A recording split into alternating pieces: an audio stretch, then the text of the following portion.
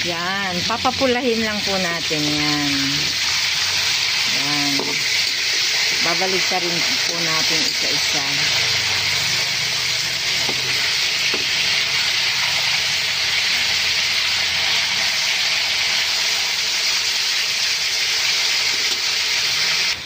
Dito naman po sa kabilang kawali, ipiprito natin ang sibuyas na puti. Yan, ipiprito lang po natin yan.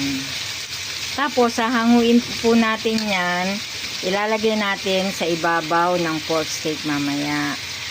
Pagkatapos natin maprito ang sibuyas, magigisa na po tayo ng bawang. Yan. Igisa lang po natin yan ng maigi. Pagkatapos, ilalagay na po natin yung prinito natin na mga pork chop. Titimplahan na po natin yan ng toyo. Ayan.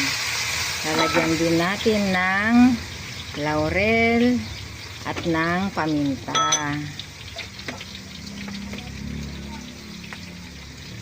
Yan.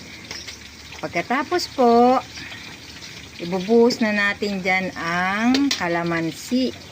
Yung katas ng kalamansi. Ito po yung pampabango sa ating pork steak. Yan.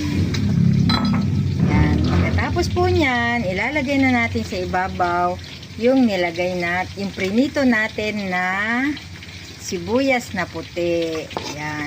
Luto na po ang ating pork steak. Yan. Napakabango po niyan dahil sa kalamansi niya. Kain na po tayo.